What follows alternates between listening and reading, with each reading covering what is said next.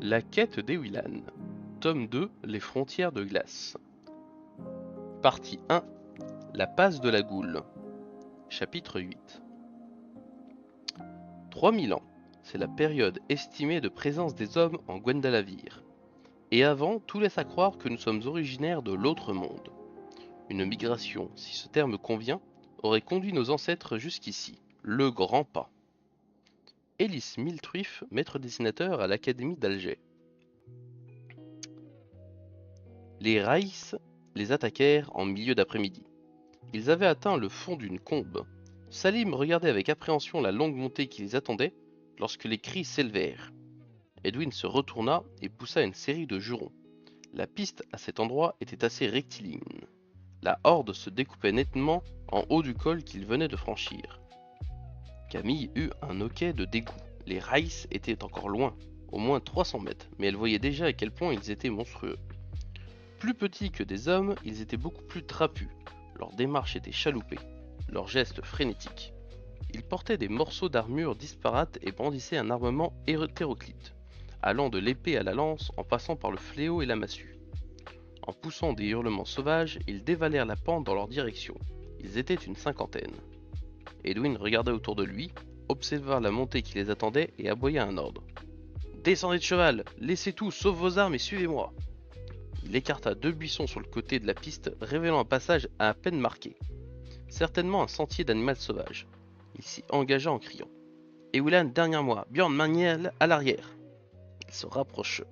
S'ils se rapprochent, arrêtez-vous et bloquez-les. Il s'enfonça entre les arbres, essayant de progresser le plus rapidement possible. Et Camille le suivit en se demandant s'il ne devenait pas fou. Se frayer un chemin dans ces taillis inextricables était presque impossible. De plus, les Raïs bénéficiaient de la trouée que leur passage ouvrait dans les sous-bois. Ils seraient sur eux en moins de 3 minutes. Soudain, le layon s'élargit pour devenir une piste. Edwin accéléra. Camille fut vite essoufflé, mais ce n'était rien par rapport à Maître Duhomme. Le vieil analyste était hors d'haleine et ne parvenait à suivre qu'à grande peine. Les cris des Raïs se firent entendre plus distincts. Edwin et Camille étaient en tête, suivis de Salim et d'Elana. Maître Duhomme épuisé courait juste derrière Artie, devant Bjorn et Maniel. Ils arrivèrent à une intersection. Là, Edwin perdit plusieurs secondes à scruter le sol. Il choisit enfin une voie et reprit sa course.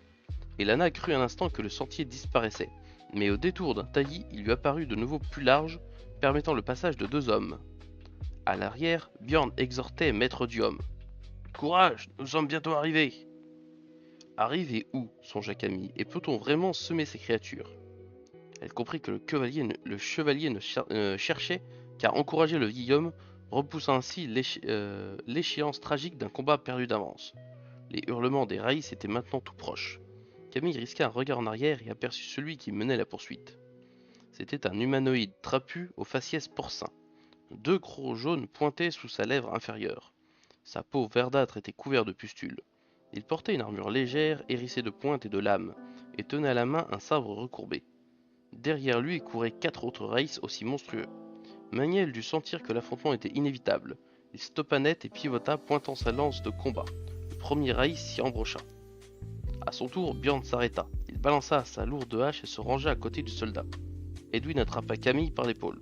« Cours !» ordonna-t-il. Elle obéit. Rapidement, le bruit du combat s'estompa. Camille sentit son cœur se serrer. Bjorn et Maniel venaient-ils de se sacrifier pour qu'elle survive?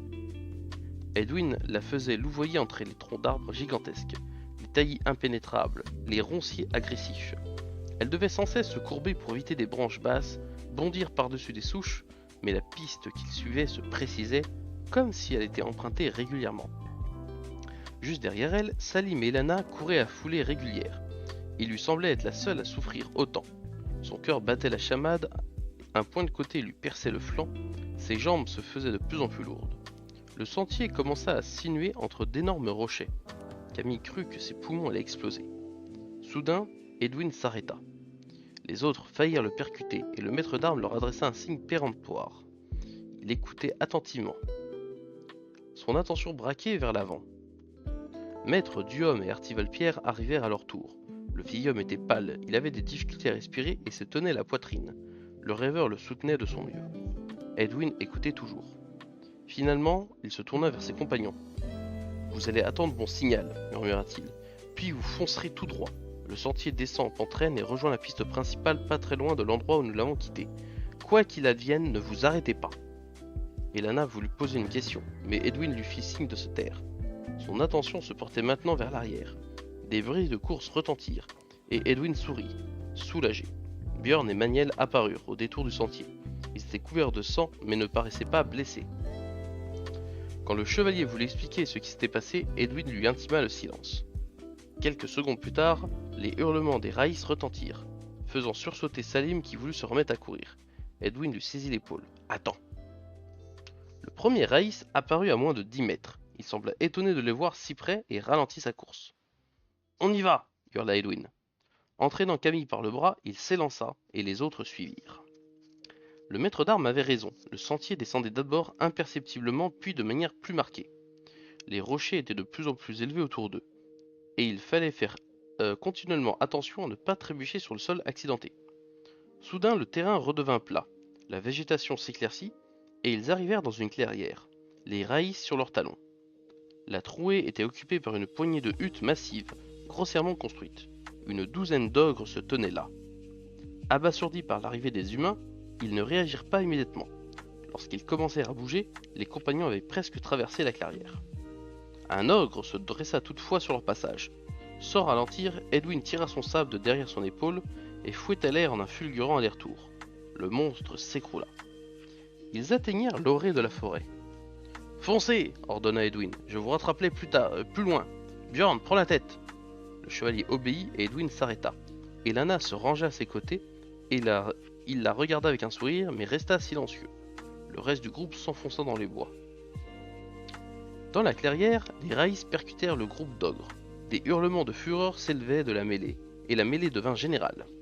Elana vit un ogre déchaîné se servir du corps d'un raïs pour faire le vide autour de lui. Un autre, pourtant lardé de coups d'épée, rugissait en fracassant des crânes et en arrachant des bras. Lorsqu'il devint évident que les ogres avaient le dessus, Edwin se tourna vers Elana. « On peut y aller, décida-t-il. » La jeune femme le fixait admiratif. « Comment savais-tu qu'il y avait un camp d'ogres ici ?»« J'ai vécu longtemps dans les marches du Nord. Là-bas, les ogres sont presque aussi nombreux que les siffleurs le sont ici. Ils se comportent d'une façon assez prévisible. Il n'était pas difficile de les retrouver. » Elana hocha la tête. « Ne vont pas nous poursuivre ?»« Non. Les ogres ne sont pas assez intelligents, et avec les raïs, ils auront à manger pour au moins une semaine. L'estomac est la seule chose qui compte pour eux. Allez, on y va. » Après un dernier coup d'œil sur la clairière où la horde de raïs se faisait tailler en pièces, Edwin et Elana s'élancèrent sur le sentier. Ils rattrapèrent les autres sur la piste principale, lorsqu'ils rassemblaient les chevaux. Du regard, Maître Duhomme interrogea Edwin. « C'est bon, informa celui-ci. Nous sommes tranquilles jusqu'au prochain paquet cadeau que nous enverrons les Tlish. »« Mais que diable fabrique-t-il ici ?» ragea Björn. « Je croyais que les raïs étaient au nord en train d'affronter l'armée impériale. »« Ils le sont, » répliqua Edwin. « Ceux-là ont été envoyés par les Tlish. »« Les Tlish se sont guidés à mon dessein, j'en ai conscience, » déclara Camille. « Mais comment peuvent-ils s'assurer que leur plan a fonctionné ?» Maître Duhomme avait du mal à récupérer et Artie se tenait près de lui, de manière à intervenir rapidement en cas de problème. Le vieil analyste tint toutefois à répondre. « Ils ne peuvent pas le savoir en restant là où ils sont, » expliqua-t-il. « Les raïs étaient de toute façon sacrifiés, car je doute que les Tlish aient eu l'intention de les renvoyer vers le nord. Il est probable par contre que l'un d'eux prendra le risque d'effectuer un pas sur le côté pour vérifier que tu as été tué, mais pas tout de suite. D'ici là, il faut que tu t'abstiennes du moindre dessein. Nous devons quitter cette piste au plus vite. Edwin ?» Le maître d'armes hocha la tête. « Plus facile à dire qu'à faire, indiqua-t-il. Tant que nous serons dans les collines de Tage, nous ne trouverons pas d'autre route que celle-ci. Dans 2 jours, les choix seront plus nombreux. »« Et si nous ne nous arrêtons pas cette nuit ?» hasarda Salim. « Alors demain soir, nous serons sortis des collines, mais nous serons épuisés, et si nous faisons une mauvaise rencontre, elle risque de mal tourner. » Le garçon eut l'air gêné. « Je ne voulais pas me mêler de ce qui ne me regarde pas, » s'excusa-t-il. « Ne te reproche rien, » le rassura Edwin. « Tu n'as pas dit de bêtises. Au contraire, je pense d'ailleurs que nous allons courir ce risque et miser sur une traversée rapide des collines. Duhomme, tu t'installes à l'arrière du chariot avec Artie. Non, ne proteste pas, ça ne servirait à rien. Salim, tu mènes l'attelage, d'accord ?» Le garçon carra les épaules. Sans lui accorder le temps de fanfaronner, Edwin poursuivit. « Ewlan, tu grimpes à côté de Salim. Ce sera lourd dans les côtes, mais nous n'avons pas le choix. Elana, Maniel et... je peux prendre le cheval de Hans, le coupa Camille. Tu sais monter s'étonna Edwin. Je n'ai jamais essayé, répondit-elle tranquillement. Je crois pourtant que je peux y arriver. Edwin la jugea un instant puis accepta. Pourquoi pas, nous serons vite fixés. Si tu y parviens, ce sera plus facile pour établir un roulement de repos dans le chariot. Prends Murmure, protesta Elana. Il est plus doux que les étalons de guerre qu'utilisent ces tas de muscles. Le cheval noir de la jeune femme était fin, plus petit que les autres, avec un regard calme et intelligent. Camille l'avait trouvé magnifique dès leur première rencontre. Elle s'approcha de lui et le gratta entre les yeux, comme elle avait vu ses compagnons faire. Le cheval accepta volontiers la caresse. Je suis sûr que tu t'en sortiras, observa Elana. Ton comportement est juste. Il a déjà confiance en toi. La jeune femme lui expliqua rapidement les techniques de base avant de l'aider à se hisser sur la selle. Alors, demanda-t-elle, comment te sens-tu là-haut? Camille eut du mal à répondre. Elle s'adaptait à la situation avec l'aisance d'une cavalière expérimentée, ce qui la troublait un petit peu. Se pouvait-il que son corps ait conservé une mémoire dont son esprit avait été privé? Génial, finit-elle par dire. Alors en route, lança Edwin. Salim regardait son ami jucher sur le cheval avec une pointe de jalousie.